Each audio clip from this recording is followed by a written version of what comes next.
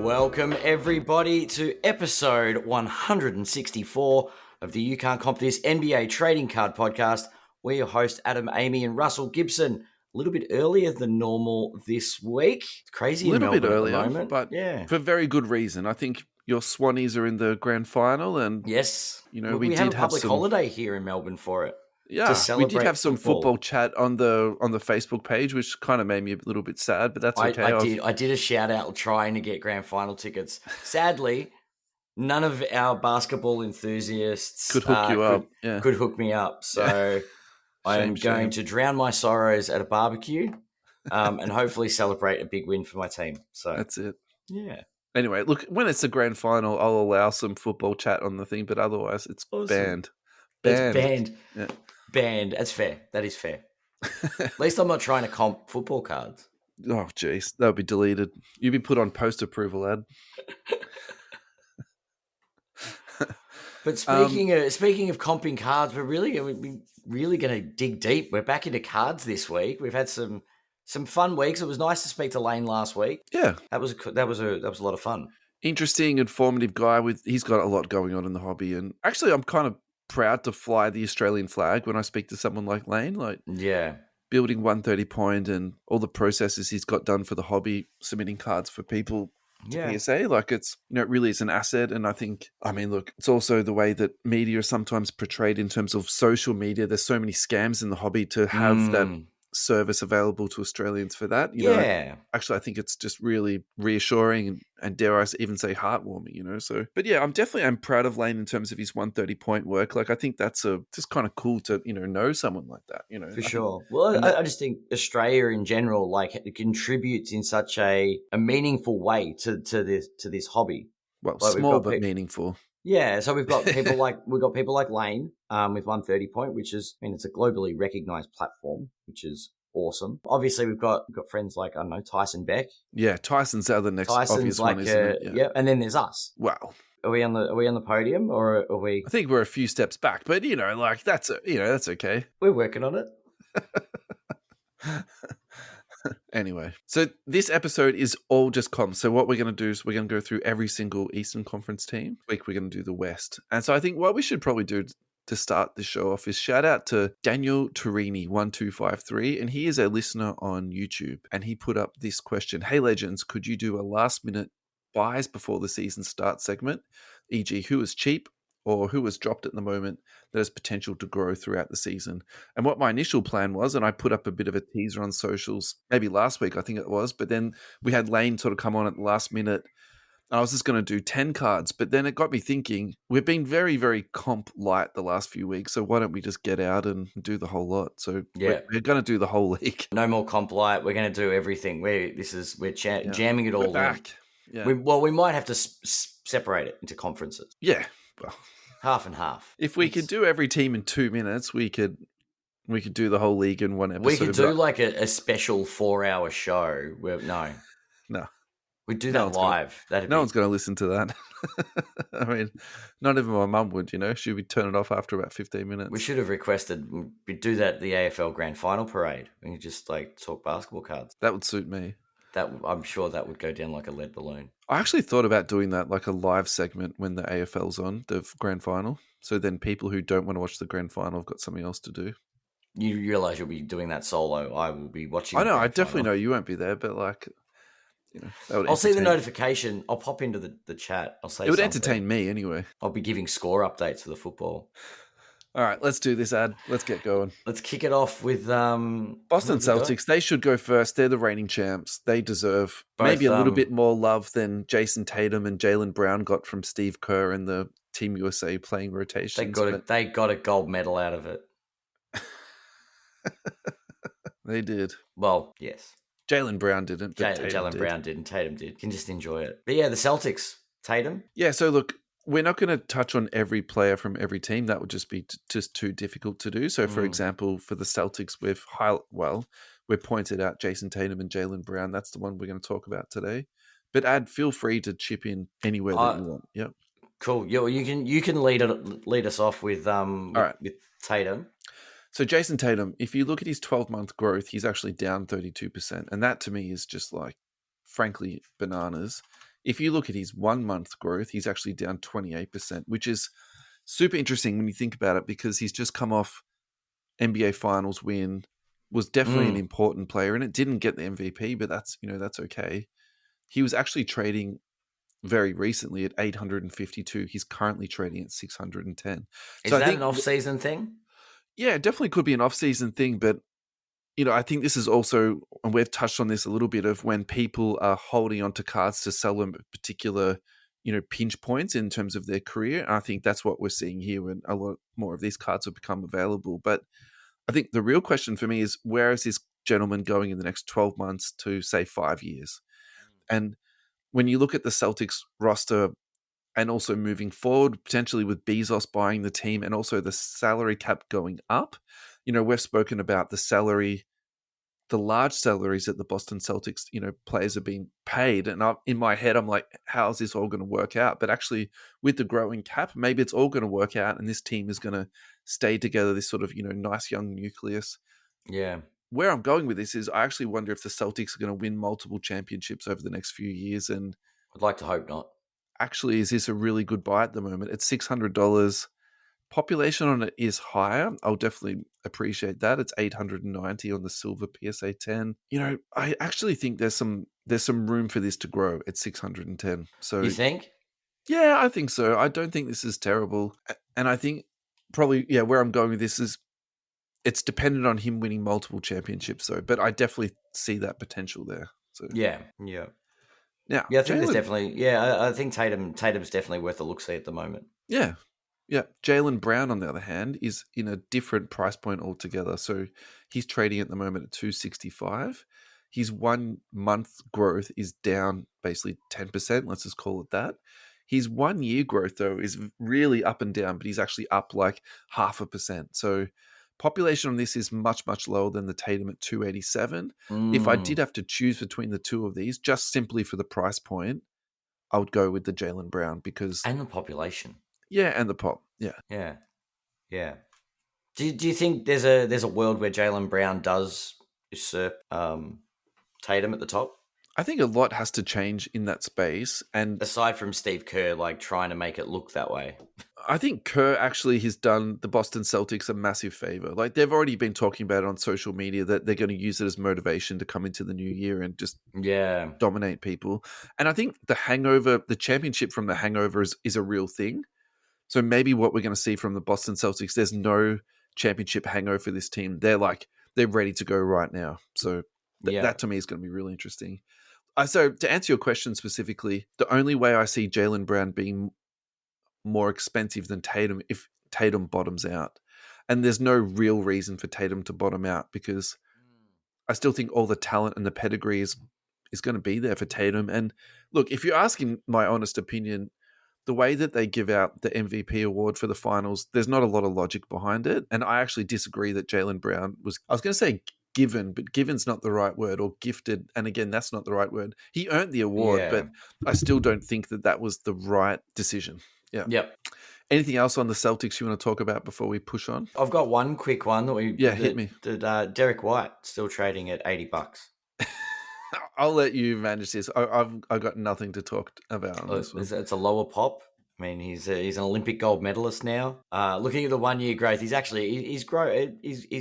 steadily up. Started the year 12 months ago at $55. Yeah.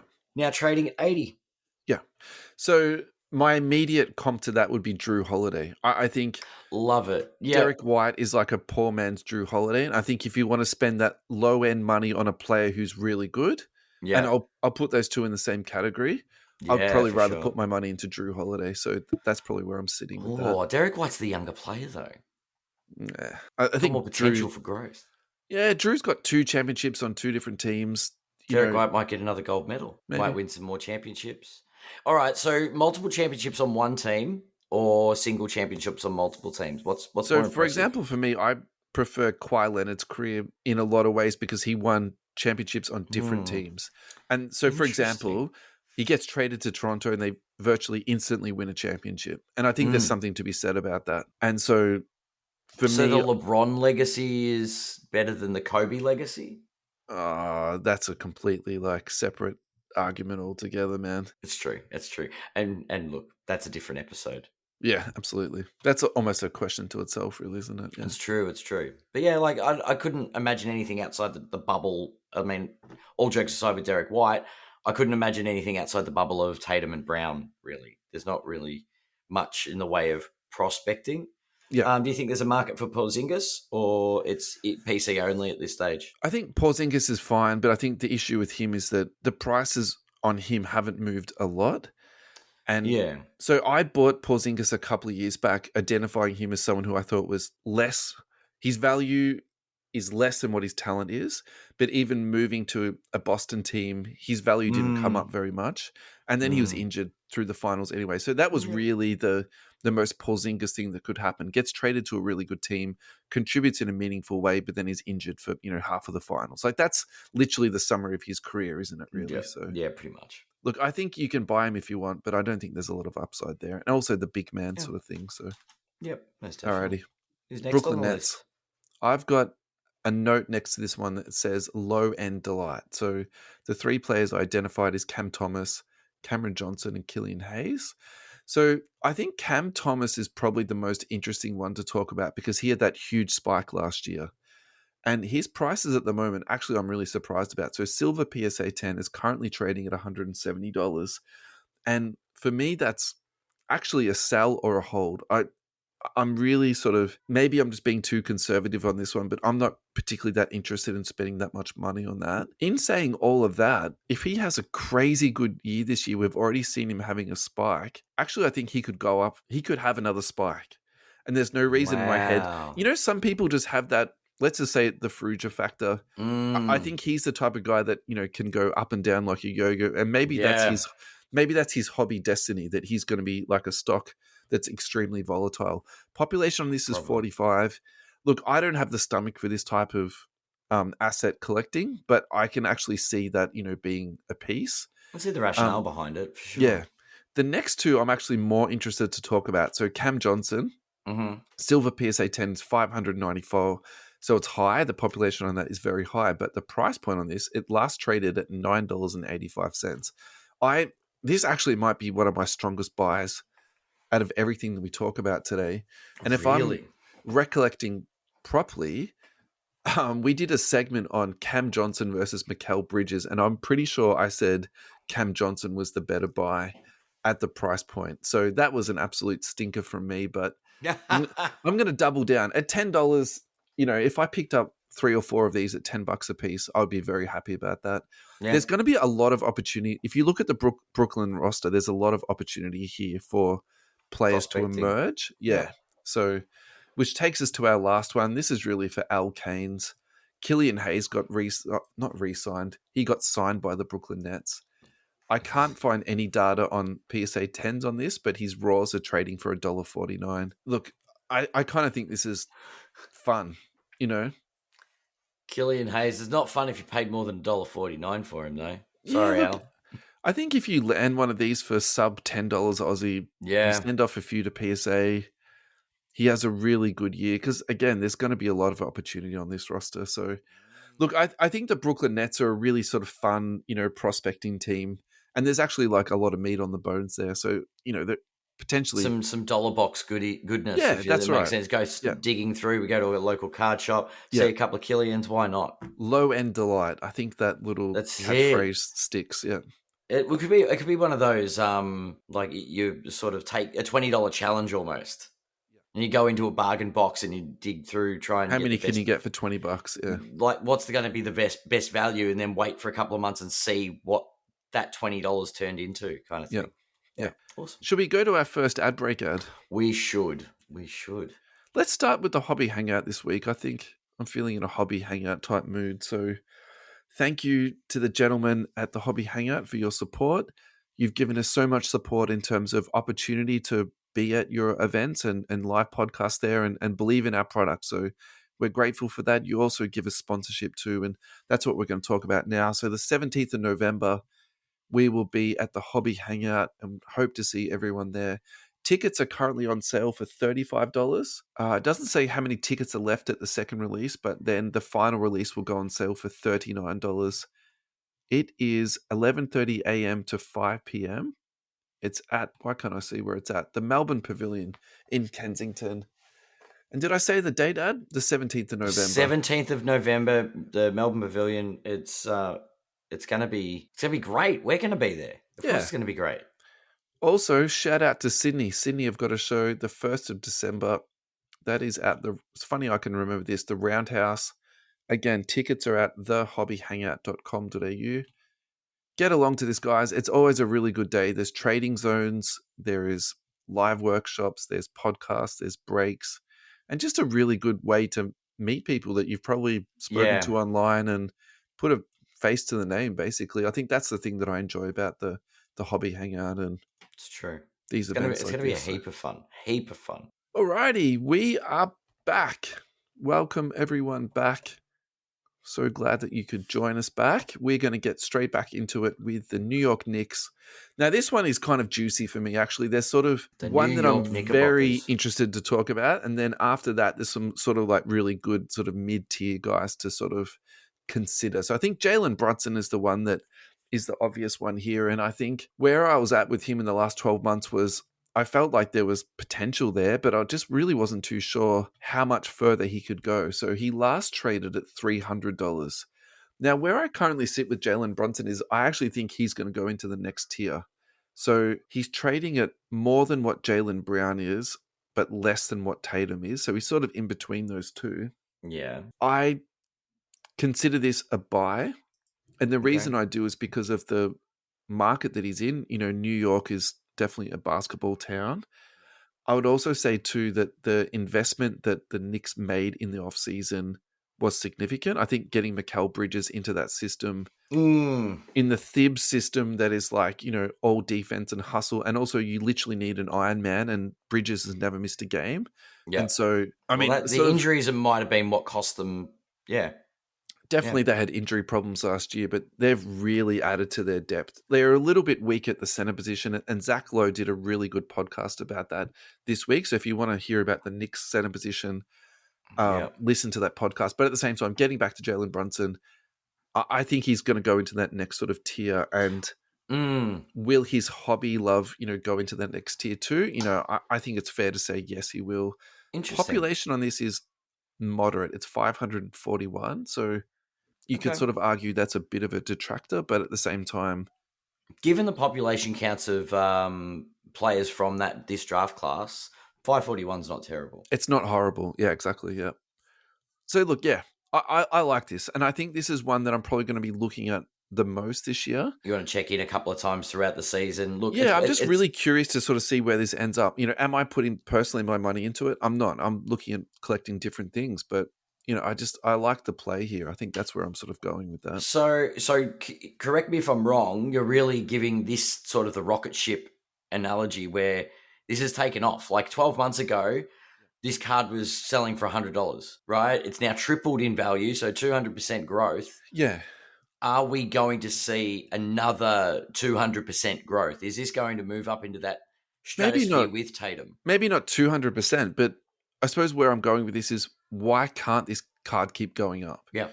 If the Knicks are succeeding and this guy's at the front of it, I would tend to say he's about to get the alpha status. And I missed saying this before, but he's also the people's choice. I think the contract that he signed in the offseason where he left $100 million on the table so that they could get Bridges and keep OG, like people, that goes into people's psyche. And I think like that is important for the narrative, you know, piece too. Plus he saved New York basketball. I think that's the other thing, you know, like, I think what this guy's doing is actually, you know, really special and important. So, Yeah, for sure. All right. So moving on to the next guy's Bridges. We have already spoken about him, but let's keep going. $77 he's currently trading at for a silver PSA 10. The population on this is high. It's 800. Yeah. So look, where I'm at with this is I think at that price, that's a fine price. I think, you know, you use the phrase sometimes future pricing. I think that's current pricing. Yeah. So can this card go up? Yes, it can go up, but it's solely dependent on the Knicks having a deep playoff run, maybe even them getting to the finals. You know, so what's the issue with that, or what's the things that's going to hold them back the East is going to be brutal this year. I think Boston's going to be Yeah, back. for sure. I really like the Bucks at the moment. I think there's no reason to, count them out. And then there's other teams like the Magic, and then there's like Philadelphia that's going to be there. So I think, the East is going to be brutal this year. It's going to be sick basketball. Like that's going to be I great think there's for, going to be a lot of really cool basketball yeah, in the yeah. East. So that's where I'm sort of, yeah, I think this is a good buy, but at the same time too, it's also very much dependent on, what else sort of, plays out. Yeah, I feel like those not top end players, so the ones that aren't the number one, definitely it's narrative driven. Yeah. Like a team success, role players, it can be very, I suppose, success driven is the word. Yeah. Then the last one I've got for the Knicks is OG Anunoby. And I think the reason I put this one is because I've actually had my own sort of personal interest in this gentleman. And he's the type of guy that, same as Porzingis, the price that you pay for him, I think, is cheaper than what his total talent base is. Yeah. And so when I look at this, I'm like, actually, this is a really good buy. So he's currently trading at $43. I like this for the price point. But it also gets to a point too where, how many teams are we through now? We're through 3 teams. We've spoken about 10 different players. How many cards can you buy? At what point do you start sort of, filtering and, sifting out some of these players? And maybe this is the truth of it. OG is one of these guys that, look, he's a really good player. He's got a lot of talent, but you have to sort of sift some of these guys out and just sort of say, look, I'm not going to, dive into this. And buy all of them. Yeah, I mean, you can't buy everything, right? You can't. Yeah, so, what's better to buy? Are you going to buy Bridges or are you going to buy OG? And maybe, yeah.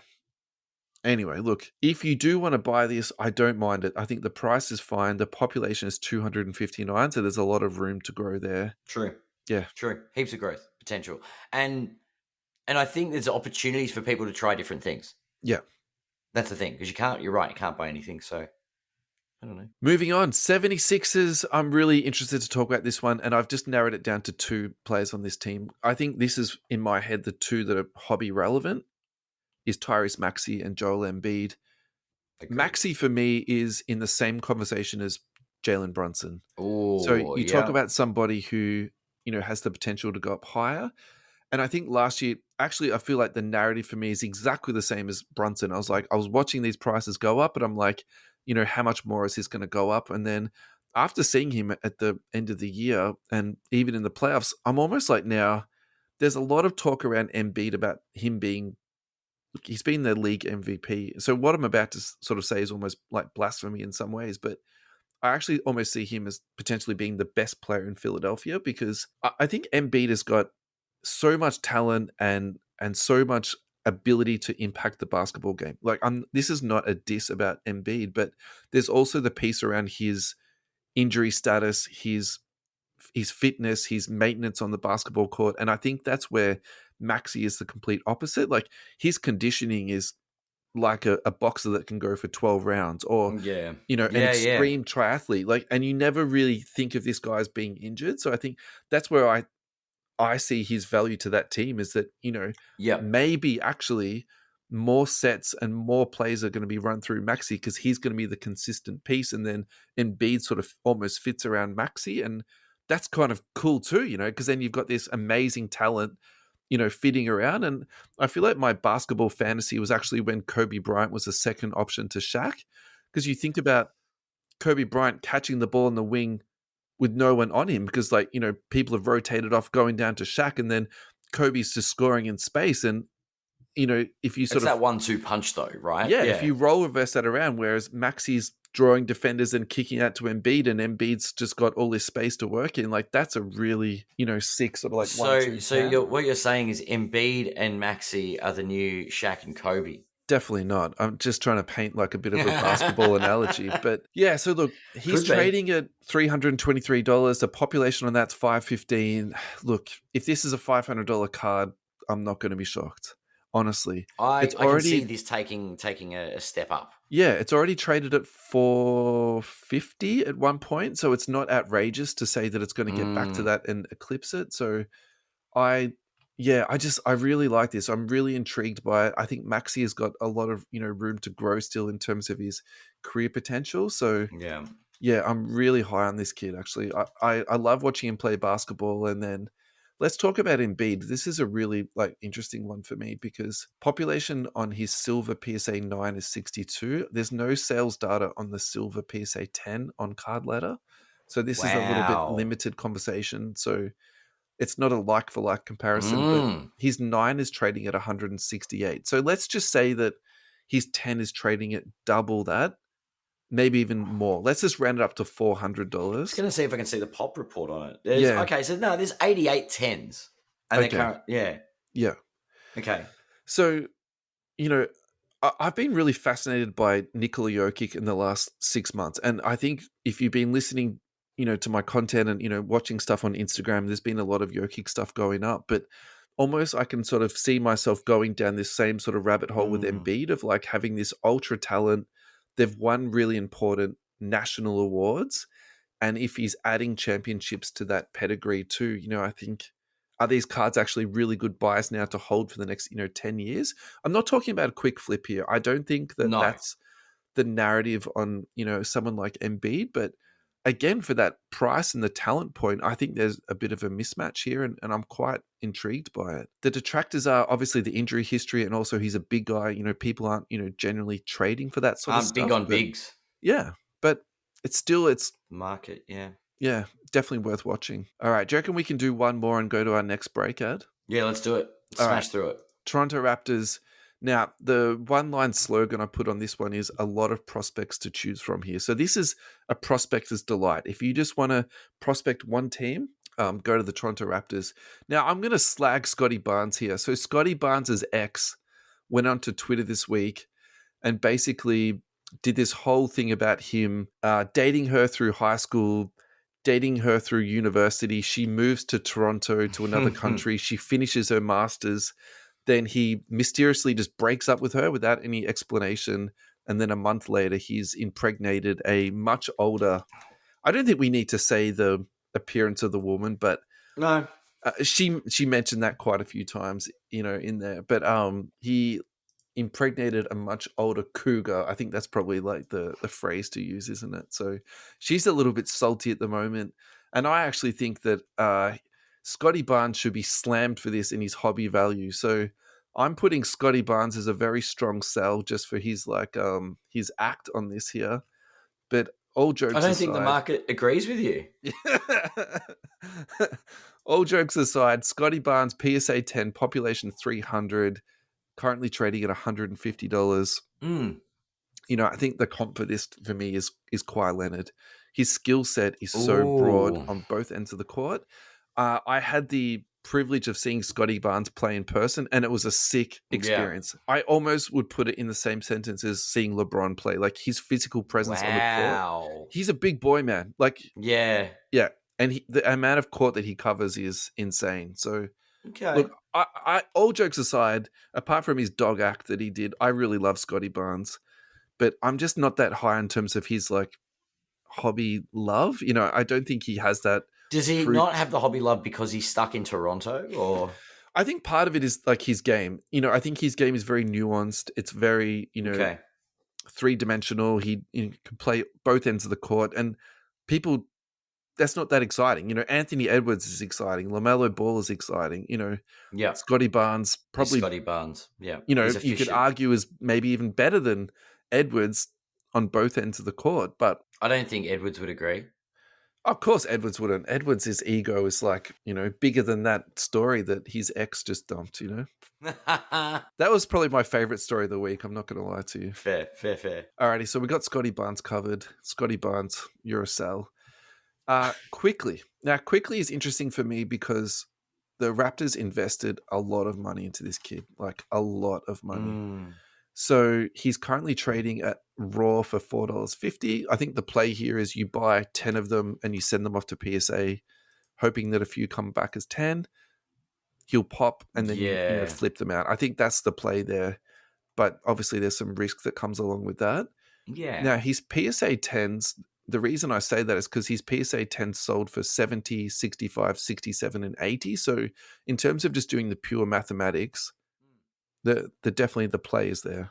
Yeah. The last one I think we should probably talk about too in terms of prospecting, but also someone who's a bit more established is RJ Barrett.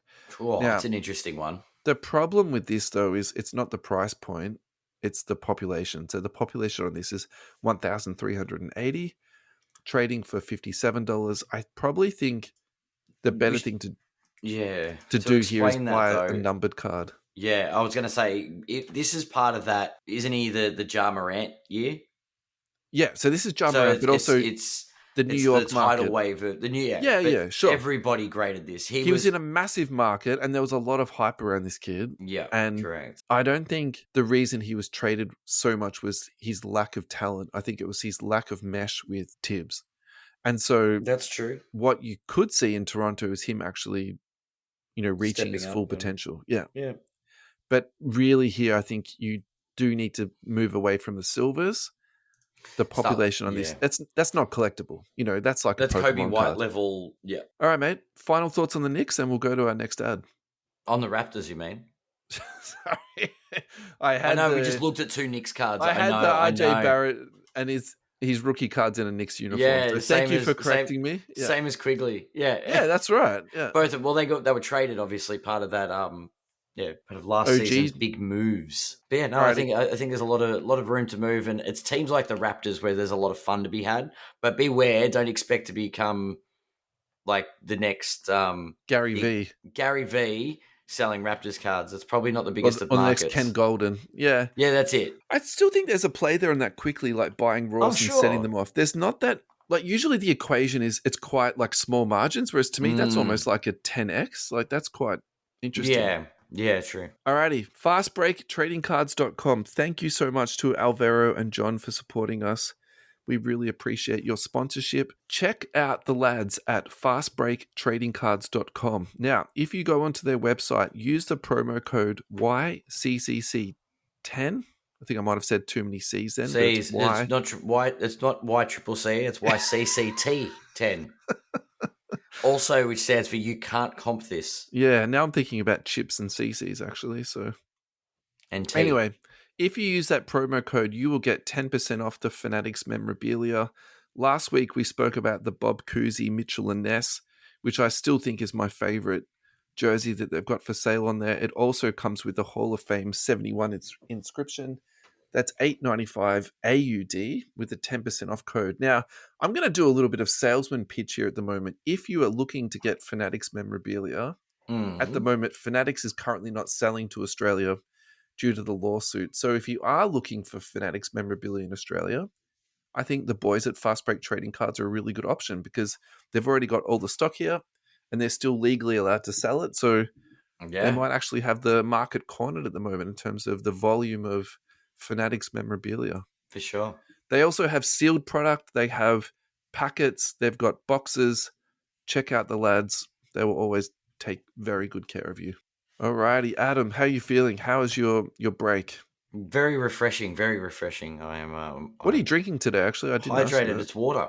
Just water? Yeah. In lead up to the grand final, it's definitely water. Pre-hydrate. That pre-hydrating because so basically for the next 30 hours or so, you're just going to be pre-hydrating. It is. It's very much preparation for a very very big day full of celebration, hopefully, or commiseration. Yeah. One or the other. There'll be, whatever it is, it'll be big. Chicago Bulls. Josh Giddey is the obvious headliner here after being exiled from Oklahoma City. Exiled? You might argue he was also made the scapegoat for their playoff performances, but at the same time, we'll see next season, won't we? It's a fantastic opportunity for him, and I really think he's landed on his feet. He's landed in a massive market on a team that desperately needs size, rebounding, playmaking, defense, and I think he's going to fit in absolutely seamlessly. I'm very interested to see where they put him positionally because I actually imagine him playing maybe at the 3. Okay. Then they can play Levine and Kobe White at the same time, which is kind of, I'm very curious on that. Yeah, how they utilize him will be very interesting. Yeah. Alrighty, so if you look at his silver PSA 10s, in the last 12 months, he's actually down 58%. However, if we zoom in a little bit closer to, say, 3 months, he's actually up 13%. So I think what that means to me is that the sentiment is kind of saying he's been traded to a better position and now we're already starting to see the uptick. So can he recover to his sale of 250? Absolutely, I think he can. I think So that means to me this is just a buy. His population on this is relatively low. It's at 148. Yeah. I like this for a lot of different reasons, including the reason of just him getting a fresh start. I think the way that it ended in Oklahoma probably wasn't fantastic. Yeah. And I think if we're being transparent about that conversation, I think that issue that he went through in terms of age of consent and that sort of whole social media, Well, the thing. narrative that, yeah, okay. Yeah, and the allegations, let's just keep it, 100. There was nothing actually, charged or formally done, but Yep. It was I think alleged he there was an needed investigation. It was cleared. yeah. Look, I think a fresh start is going to be, fantastic for him. So I'm very Yeah. high on this. Yeah. The next one that I'm personally interested in is Pat Williams because he came into the league insanely young and is still a very young man, despite being in the league now for 4 years. Yeah. His silvers are just trading at $1. I sometimes I see these things and I'm like, do people not watch basketball? Do people just get so distracted by new product and new prospects that are coming out? Yeah. And we're going to be talking about this for the next 12 months because probably where I'm sitting at the moment is this draft class we're going to be entering in, very shortly is going to be not good. In fact, you might say it's actually quite terrible. And I'm going to be looking at the last couple of years to go back and actually pick up players who have gone out of the excitement phase and actually now developing into good players. So Pat Williams, I'm putting squarely into that. Look, I really love his game. I think that he's obviously maybe got some confidence issues that he could do more on the Yeah. basketball court, but he Yep. absolutely has the physical tools and also the skill tools to do it. It's just whether he can, put it all together consistently. In one. Yeah. I've said this before. You watch him when he puts his head down and decides he's going to the basket, no one can stop him. Like there's Yeah, a that's little true. bit That's of true. LeBron James rolling to the basket and he's like, like a freight train that no You one just, wants to it's step that in front freight of. train He's a feel. big boy, Yeah. Yeah. and I think with the flexibility of his skill set and also the way the league is going in terms of that sort of positionless basketball, I like it. So that bit of, yeah. Yep. So, look, the question is how much money can you make off Pat Williams? Yeah. That's really the question, isn't it? And my answer is, well, actually, I'm not really too sure, but I like him as a prospect. Yeah. The other one I think is just a really quick notation is Ayo Dosunmu. I did like him, but I'm beginning to think now he's going to be squeezed out by Giddy. So I couldn't find very much on pricing, but I did find a really nice Yeah. silver cracked ice and a red cracked ice on him in terms of the color match. I think that's kind of good. Mm. Cleveland Cavaliers, I've labeled them as unexciting. So I think this might be the fastest This will be quick. run through we're going to do here, mate. So we've got the three names I highlighted, though, was Evan Mobley, Donovan Mitchell, and Darius Garland. All very good prospects in their own space, but at the same time, there's not a lot happening here. So Evan Mobley, red cracked ice for 61 Canadian, and orange ice for 58 Canadian. He's not on card ladder, so these are all 130-point comps. Yep. Purple Wave PSA 10 for 56. And probably the one that I like the most is the Blue Diamond, which is the 75th anniversary one. PSA 10 for 45 USD. Oh, I think that's nice. appropriately priced. Do I think he's going to go up and be $450 at some point? No, I don't. Probably not. That's a really quick conversation, isn't it? Yeah. Donovan Mitchell is a little bit different. He's on card ladder. He has the pedigree of being someone that was very heavily prospected. Yep. And a lot of money has gone into this young man, over time. So if you look at his all-time sales data, he was up to 2,700 at one point for his silver PSA 10. Yep. I'm not even going to caveat that anymore with that being the COVID time. He still sold for Doesn't that much. matter. Yeah, Yep. he's currently trading at 165. Look, at 165, population of 617, I've got no problem with that. Yeah. Again, I think he's sort of found his spot. I don't see, as you said, very unexciting. Like it's stable. It's the Pat Williams comment, though. It's how much money can you make off this guy? Look, I don't think, very much. Now, in saying that, Darius Garland, this is probably the one that I'm the most interested in. He's a guard. If someone does get squeezed out, I've got a really funny feeling they're going to stay with Donovan Mitchell and push out Garland.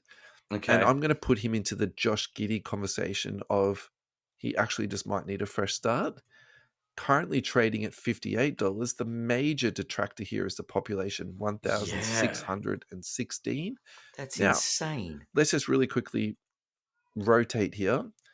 Fast Break Purple, numbered to 75. Population on this is 27. Is trading for $182. So I think if you're going to go deep on this guy, that's the type of stuff you buy. PSA 10s, Yeah. numbered, even if the color match doesn't work, extremely low population. And I think that's where you can potentially see if he does get traded to a new, situation Yeah. and becomes his full piece. Like, imagine if he gets traded to the Warriors. I think a Yeah, Darius true, true, Garland, true. Steph Curry backcourt would be, very, Mhm. very interesting. Yeah. All right. Detroit Pistons. This is another prospecting team. I think the notation on this I've got is that you're not going to make quick money off these guys. I think all of these guys are sort of 5-year Long-term purchases because, acquisitions. like realistically, this team is 2 years away from competing, 3 or 4 years away from the playoffs. And, who knows after that if they can actually compete for a championship. All of that, in my mind, is hinged around this young man named Cade Cunningham.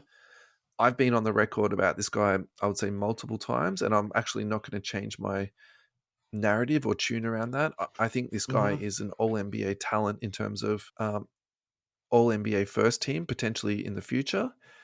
Population on this is 296. The last trading price on this was 256. Mm. All-time high sales data on this is actually $1,000. So look, Yikes. I really like it. I think the difficulty is probably for this guy is like for Aussies is the US to Australian, exchange rate. If that makes sense, like that's Mm. to me where I sort of sit with this. I think this is a really good buy. For me, the real question is, do I buy it now or do I wait 6 months? Yep. That's where I'm really heading with this. I like this guy's talent a lot. Yep. Agreed. If you're looking further down the roster and you want to dabble a little bit in terms of prospecting, you can look at Azure Thompson. A silver PSA 10 recently sold for 49 USD. A pink ice sold for 27. Yep. And then there's this one here, which is a little bit of an interesting one. This is the Hoops box hit, the presentations, which is done by the same guy that did the Mm. original Kabooms. That sold for 90 USD. Look, Some interesting options there. yeah, look, I think all of those prices, actually, I'd call those future prices because he had some injury issues. If I'm getting the twin right, he had the blood clot problem, which actually does put me off him a lot. So I would definitely wait and see on this kid. I wouldn't be jumping into it. And yeah. Yeah, We're fair. 1 year further down the track, though, with Jaden Ivey. So Jaden Ivey is currently trading for a silver PSA 10 at $66. Yeah. He's not on Card Ladder, so this is a 130 point search that I screenshotted. What did come up, though, was his blank slate for 305.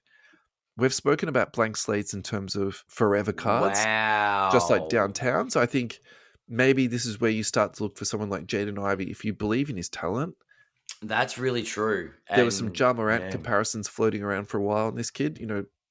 That's actually not The horrible. thing is, you've got to see some success, I think, from him. That's one, like, if Detroit are going to sit at the bottom for a decade, he's probably going to be a good player on a bad team. Yeah, I think the issue in my mind for these guys last year was Monty Williams. He didn't fit into Monty Williams' Yeah. perspective on basketball. Yep. And now That's, that Williams has been fired and he's probably going to be sitting on a beach in Cancun for the next 5 years, yeah, that's true. maybe Ivy will get rolled out a bit more this year. Yeah, maybe. Alrighty, Adam, I think we're going to struggle to get through all these, mate, in the next 15 minutes. But I think we might. let's do one more and then we'll go to our next break, eh? Yep. All right, Indiana Pacers. Now, this is Surely that's an obvious one. a fun one for me because there's a lot of players on here actually I personally like. So let's just really Yeah. quickly do Halliburton. Halliburton population on this is 404, PSA 10 silver, last traded at 305. Let's put him in the same conversation as Jalen Brunson. Oh, Brunson. Why not? I think he's I that I headlining think talent. because he's an assist guy, not a points guy, he might struggle. Yeah, look, his shot is weird, but I think if he is going to go to the next level, he has to score a little bit more. And I wouldn't say Probably. he didn't shoot shots last year, but I agree with you. His game is to play, make, and set people up. But look, he was on Team USA. He didn't play a lot. Like, that's true. But Yeah. But he was on that team. That shows the caliber of player we're talking about. yeah, look, he's actually had a lot of growth anyway in the last 12 months. Yep. He actually, I lied to you, in the last He's 12 months, down. he's down 20%. So where did he have his growth? He must have had it in the last 2 years. It was definitely No. in the last 2 years, but he ebbed and flowed. It was Yeah, more actually, he's spikes than been really anything. up and down, hasn't he? Yeah. Yeah, bottomed out in Yeah. 2023. So yeah, he was down to 238 at one point. Mm-hmm. Look, But yeah, I like this. I think in terms of putting money into someone who has the potential to step up to the next bit at that price point, I really like it. The population's fine. I would actually put that as a strong purchase. he was a $500 card at the start of this year. Do you know what I mean? Like All-Star weekend, but like he was really impressing midway through the season.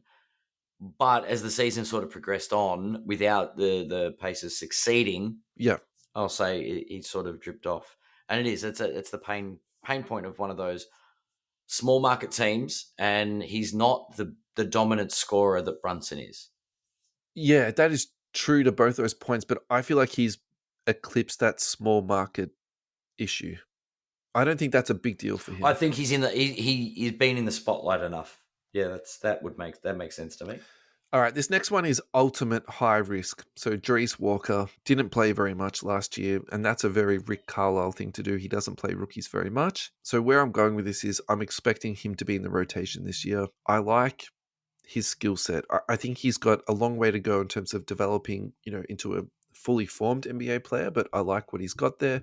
Silver PSA 10 sold for $37. Yeah. I like it a lot. I think I would leave it at that. But again, very high risk, high reward type thing. We have to talk about Nembran because I put him into my top 10 teaser. That's trading at $80.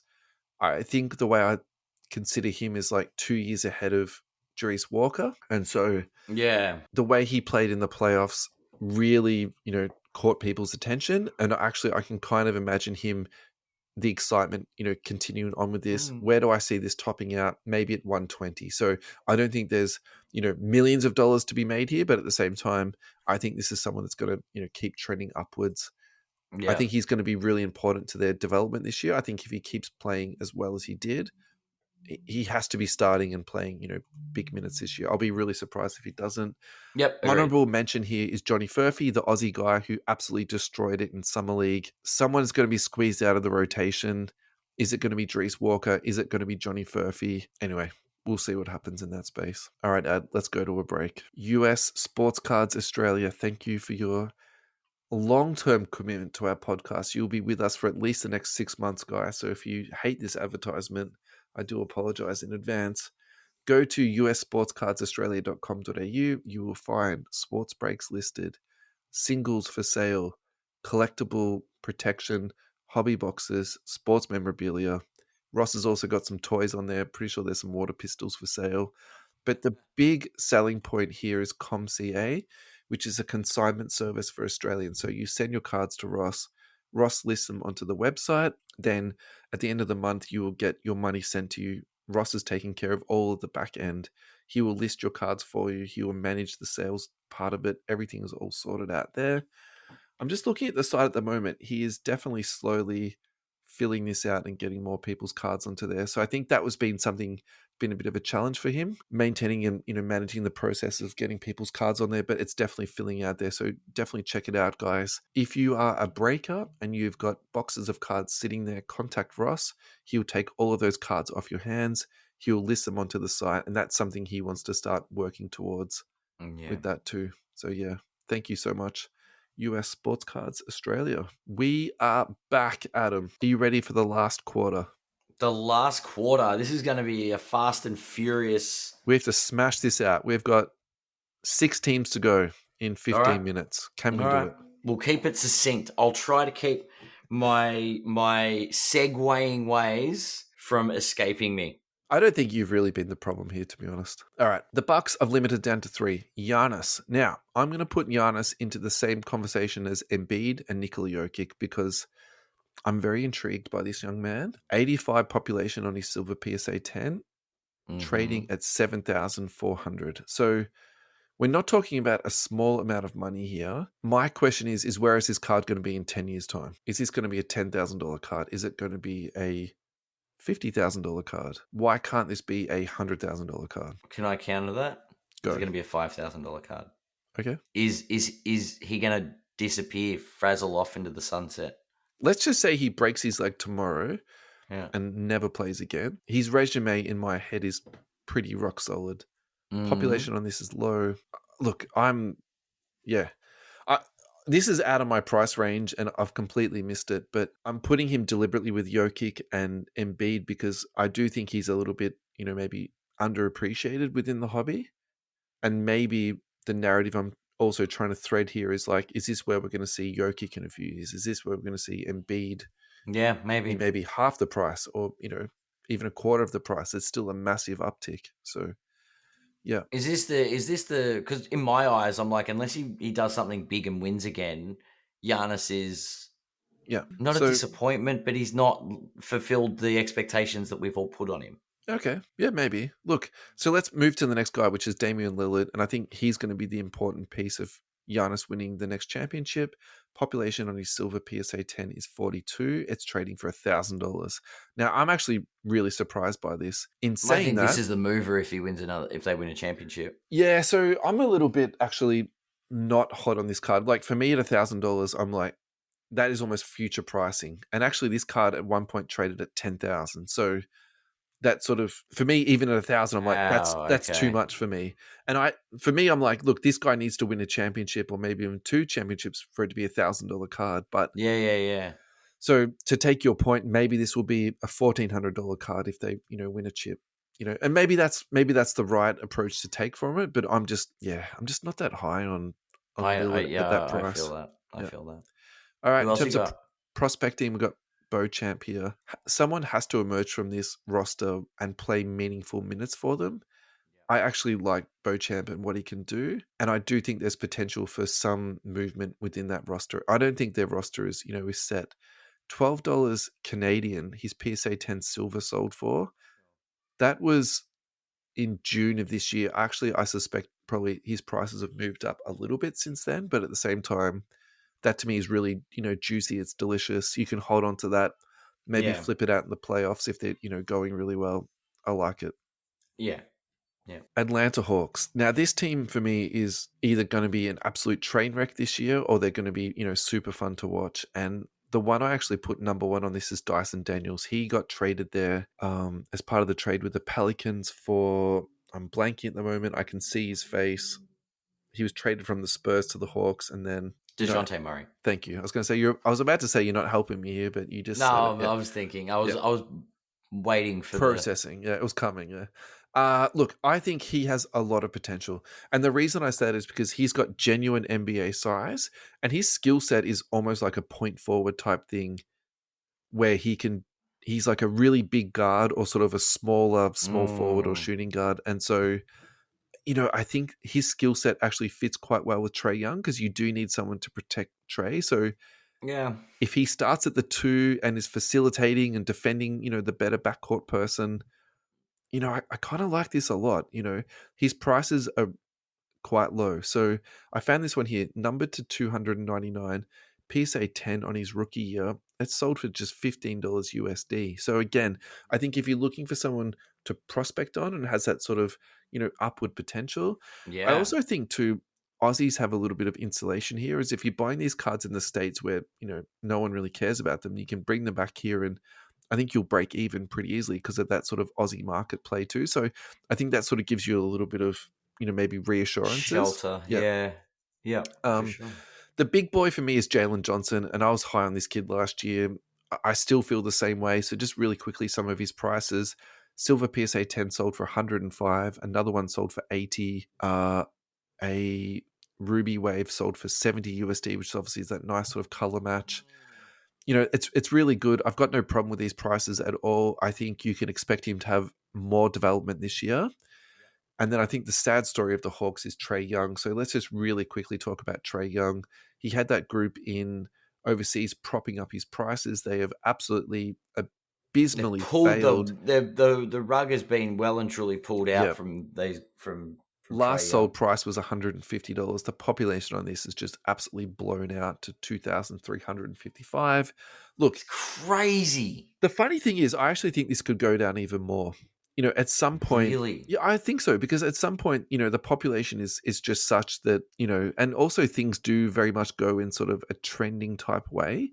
And if you're looking at the trends here, like this is going down, man. This is just like the Titanic. Like It it's feels yeah, like that, but I say it's stabilized after the last year. I think once the big drop off happened, sure. I think it's sort of it. Okay. So let me Population aside, Trey Young has the potential to be a very, very, very strong player in this league. yeah, but I would say, well, two things I would say. I think a lot of money went into this dude. And I Mm, think a lot of people got burnt by it. I think that's also part of the narrative. Okay, yeah, fine. So if that's your opinion, I respect that. But at $150, are you buying, holding, or selling that card? I'm not. I'm not buying it. Yeah, right. So I think that's the Yeah, perfect yeah. answer, isn't it? Right? At this point in Yeah, time, I said he's got the potential. Like if he yeah, comes out and shows he is the next Steph Curry, yeah. for argument's sake, what does that change? Does that reshape the narrative? Does he spike? I don't think so. Look, I think maybe some of his flawless stuff his IMAX stuff. Look, I think his vertical RPAs and NT, that's the type of stuff where I think you can. But, this stuff, his silver, no, man, that's played out to death. Maybe you can look at his numbered stuff and, maybe Mm, make a play. But yeah, I don't. Okay, so fine. Why would you make a play on Trey Young at this point? Like, what are you saying, that his price I is, wouldn't have. is, I would not be. is I'm less than his saying talent? Yeah, yeah, I'm yeah, saying the prices are below the talent. However, yeah, if the Hawks have a successful season and all of a sudden the Dyson Daniels move and all these other moves that they've sure. made Yeah, sure. create Golden State 2.0 Yeah, and they all of a sudden become Trey starts hitting shots from everywhere yep. and becomes the new Steph Curry, then things trend the other way. But I think if he's in the iteration of Trey Young that we've seen in the last 2 years continues, where he's on the fringe of the All Star, not in the Sure. All Star kind of thing, Yeah. I think he's $100 card and he stays steady. That's $50 less though. But that's what I mean. Like he bottoms, but he stables. Yeah, okay, sure. He's not. He's not becoming. He's not going to be. You're not picking him up in a bargain bin. No. He's still a premium at this stage because he's talent. Look, yeah. And I'm going to put that as a stay away. And actually, this is a perfect segue into the next card we're going to talk about, Charlotte Hornets, LaMelo Ball. Now, this is really interesting from my perspective to talk about in the same sentence as Trey Young, because there was a heap of hype around this. And you might even go so far to say LaMelo Ball held up the hobby for 12 months, and I feel pretty comfortable saying that. Yeah. Now, what's crazy about LaMelo is his all-time high, sold for $6,500. If you look at the graph since that time, it's literally just a slippery dip all the way down. So Yeah. he's down 95%. If you look at the last 12 months, he's down 46%. But what's really interesting in contrast here is the population. And I actually thought the population on this LaMelo Ball would be the same as Trey Young. It's not. It's the polar opposite. It's 400. I was about to say only 400. That's probably not the right thing to say, but it's 400. Now, if you're looking at buying someone on the dip, Yeah. I don't have a problem with this at all. We sort of spoke about this with Cam Thomas in the ability for people to sort of, spike up and down. I do like this for LaMelo.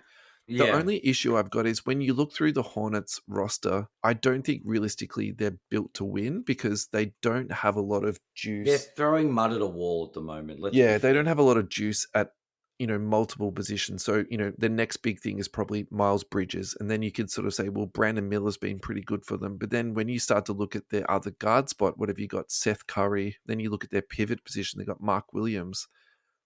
That's really tricky to beat the rest of the teams out in the East, let alone, when we start comping the West. So Bridges, just really quickly, he is currently trading at... He's quite tainted when you think about it, Bridges. Yeah, he also had his own sort of like legal problems at $30. Population on that is 806. Look, I think that's totally fine, but I think $30 is good value.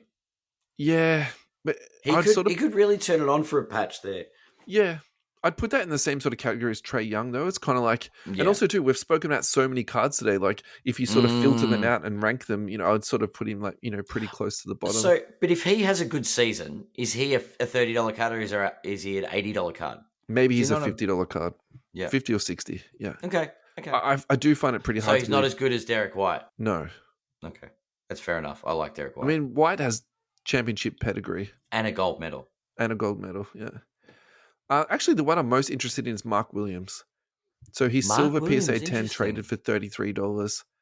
A number to 125 traded for $60 US. Yeah.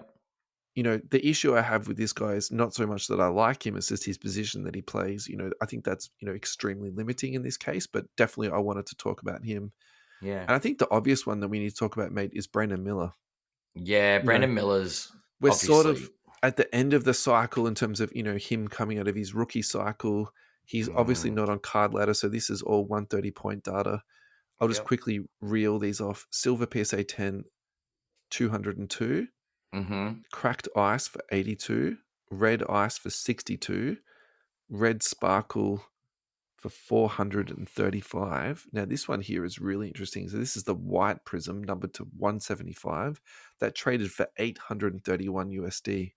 So the way I read that is that actually the hobby sentiment around him is quite strong. Yep. And so there's a bit of a belief, in him.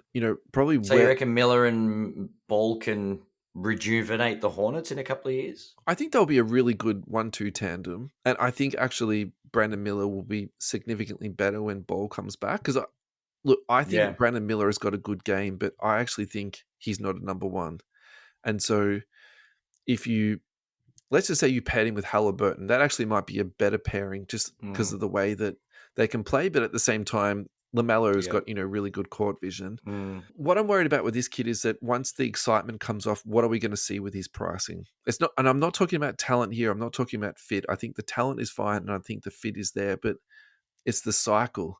And so when we move into the next 12 months, and I personally think it's going to be a really bad, draft year, Brandon Miller starts to trend down. Is he someone that you then start to snap up once his prices start to come down? Playing the game, so to speak. So that's where I'm watching Brandon Miller. That's where I really think, you've got some value to be had. Yeah, I tend to agree. All right. Miami Heat. I had 4 in there, but I think in view of time, let's just do Jimmy Butler and Jamie Jaquez, because I think Jaquez is an interesting one. Yep. Agreed. We can touch on the other two very quickly, but not. Yeah, we can do them real quick. That's fine. Jimmy Butler's worth talking about, though, because his population is just 23. So we're talking about ultra low pop here. Now, that's trading for $1,000. My concern is that he's never going to get to a championship, and $1,000 is actually future pricing. I'm stealing your term here. I'm giving you full credit. So this is his resume complete price, is what you're... Yeah. Interesting. Also, too, he's a little bit of a... We are at year 12, right? Like he's not it's like all that nonsense he did with his like his hair and his photos and stuff. He's over the hump. He's over the hump career wise. He hasn't been great with teammates. I'm sort of a bit like whatever. Anyway, really quickly, Bam, silver PSA 10, population 546, trading for $57. Again, I put him into that Porzingis bucket where the talent is more than the price, but he's also not the number one guy. So it's a tough how one. long do you wait for this guy to explode? I kind of feel like this is his hobby destiny. He's a number 2, and that's where he's going to sit. Yeah. Right. Jamie Jaquez, on the other hand, I'm very intrigued by this. $50 silver PSA 10 sold for on the 26th of September. So literally just yesterday. When you comp it straight to Bam, that's actually a really sort of sobering thought, isn't it? Would you rather have a Jaquez or would you rather have the Bam? Actually, I think in terms of talent, I probably like Bam better, but maybe what the narrative here is the excitement around Jaquez is maybe more, so you can sort of... Jaquez has got the opportunity to become the number one because he's young. No, I mean, I think that's why people prospect, right? Oh yeah, definitely. I think right, sure. You're creating the narrative. That's fine. So you play that for the quick flip, but realistically, in my head, I think actually Bam is probably the better player. So that to me is a little bit of a stay away at that price.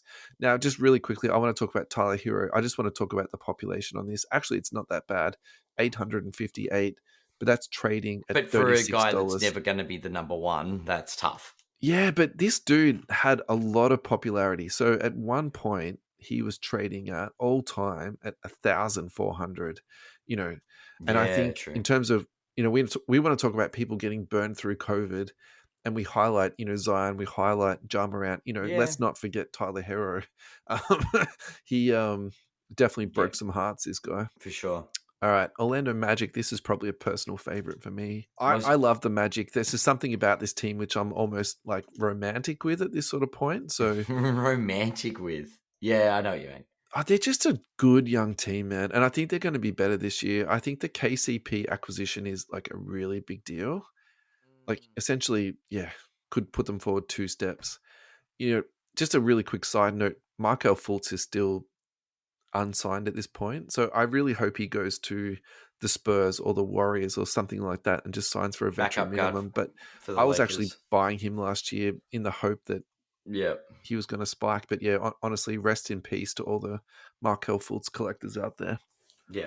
All right, Banchero is interesting.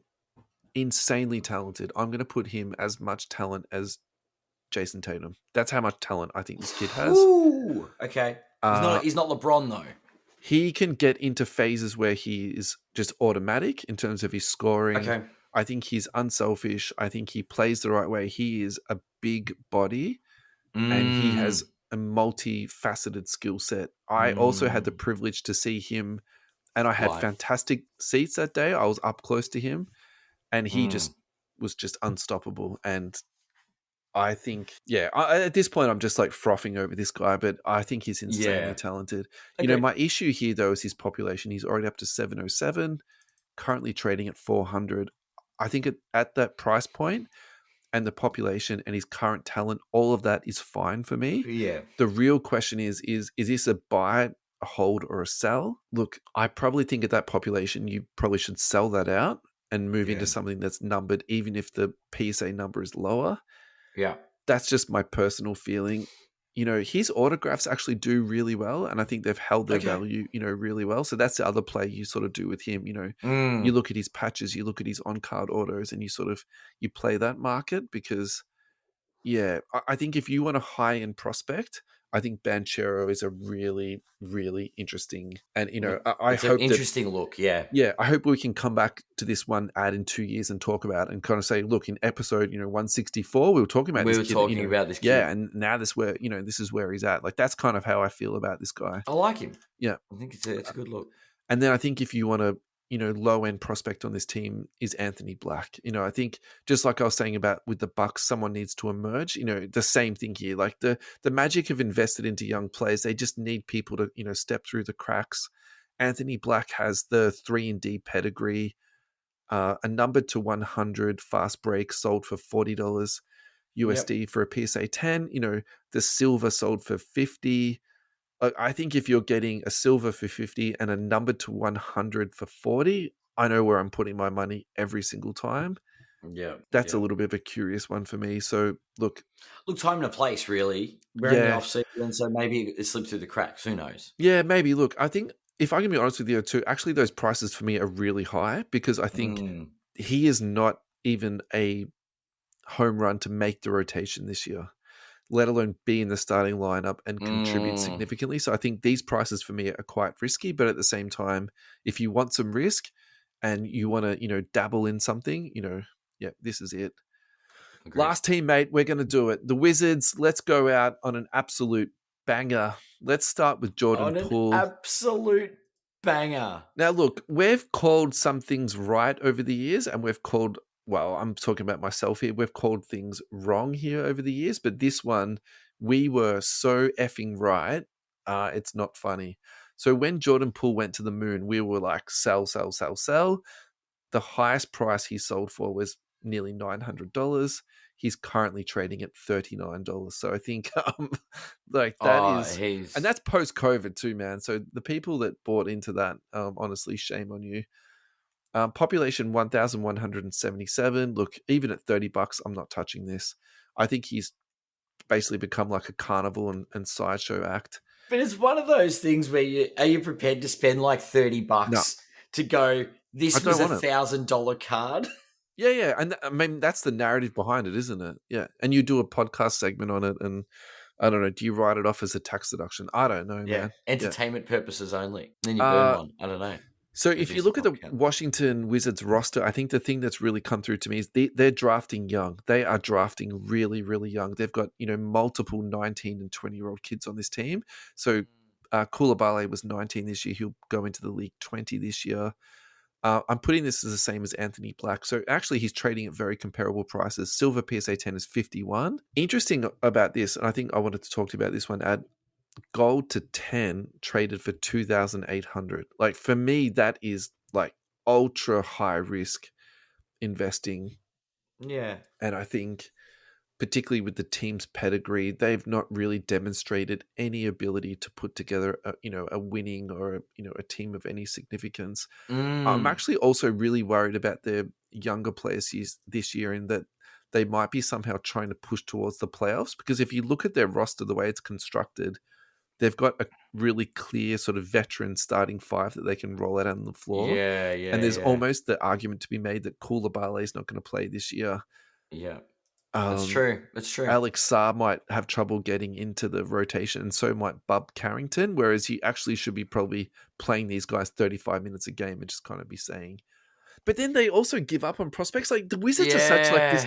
Like, they gave up on Denny, they gave up on Rui. Like, it's just like absolute. But this is all right. So hypothetically speaking, is this where the potential, aside from Jordan Poole aside, are the Wizards an untapped gold mine? Can you pick up something cheap here that in 3 or 4 years is just going to spike? And but okay, let me answer that question. I can actually answer that, but it's not cheap, right? Because Koulibaly is already trading at 51. Yeah, true. Whereas you go to a better organized team. So we spoke about the Raptors today. You can get an Emmanuel Quickly for what, $2 for a silver? Okay. Yeah. So if you're asking me, do I want to prospect on cheap, low end guys?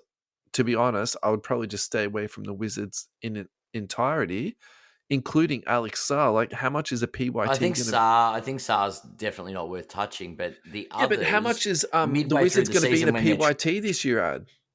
Yeah, right, fair.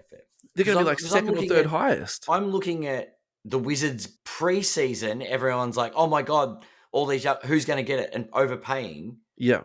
Then the season starts, and everyone realizes that the Wizards are a steaming pile of manure, and they start offloading their cheapies, the prospects. Yeah. There might be some bargains there, because they might get delisted and picked up by someone else. They might get, do you know what I mean? Like, they might stop getting played and get moved. At that point, it might be it's definitely not a quick flip. It's a pick them up while they're down and then wait till they move somewhere successful. Yeah. Rui was a good one. He spiked a little bit when he went to LA. Yeah. And he bottomed out before then. Yeah. Look, you're not making millions. You're definitely not going to end up as Ken I think my answer to this is that even alone in the Eastern Conference, I probably think you can find more reliable prospects. And I think also, too, part of this is I do think that team success has something to do with player value. And I do not trust the Washington Wizards to make a cup of tea, let alone win a playoff game. And so, look, you got to give them credit for keeping Jordan Poole's price above $20. That's pretty impressive. But mate, do you know actually what? Maybe the Jordan Poole graph is the perfect analogy for the Washington Wizards card value. I hate to do this. Yeah, maybe it is. Maybe you are right. Yeah, maybe you've got a point there. Does Kuzma have a similar graph? They're as bad as each other, aren't they? They're in the same sentence. Yeah. Yeah. Big man Jonas Valanciunas is going to be there. They've also got Malcolm Brogdon at the moment. I actually see the scenario where they start Sadiq Bey later in the season, and they're going to squeeze all these young kids out. It's going to be nightmare material. I find it, oh my God, why did I even look at card ladder for Kyle Kuzma? All right, let's finish on a positive note, because that was such a downer. Why did I put the Wizards at the end? I think it's because it was in alphabetical order, but anyway. Probably. Can I just say on the Kyle Kuzma thing, if you're looking for a cheap Kaboom. How much is a Kaboom trading for? Kyle Kuzma, 2018 Kaboom, raw, $250 US. Yeah. PSA 10, 330. Yeah, goodbye. Purely for the Kaboom, nothing to do with Kuzma. Yeah. But that's like PMGs that. Yeah, you know what definitely. I mean? Yeah, that's the right call, mate. Yeah. There's your value if you're a Wizards. There's your Washington Wizards purchase. Yeah. Stay away from Kyle Kuzma Kabooms. Yeah. That could be the cover for this week's episode. Final thought, Ad. I'll let you finish the show off. Final thought. There's a lot of value. It's really up to the collector. And my thought is, it's up to you guys what you want, but then I think we've demonstrated there's stacks out there. Yeah. And however you want to collect it is we've illustrated price points today. We've illustrated a whole bunch of different teams. It's cool. Yeah. Alrighty, guys. Thank you so much for listening. Adam, thank you for a very enjoyable morning. I've had a fantastic time. It's now afternoon, but let's not let the facts get in the way of the truth. Let's not dwell on that. No. Let's everybody enjoy if you're in Melbourne, enjoy the long weekend. If you're not in Melbourne, just enjoy your weekend. Actually, one last thing. Did we mention this last show? We got to 1,000 followers on Instagram. Thank you, everyone, for your Instagram Thanks to everybody love. on Instagram, yeah. And those that are watching us, there's a lot more comments coming through on YouTube and stuff like that. So, yeah, it's pretty cool. If you haven't already, please subscribe. You don't have to like all our videos. We would like it if you would like them, but the subscription is what we want. We want to know you guys are listening on YouTube. Yeah. Thanks, Ad. Thanks, everyone. Have a great day. See you guys.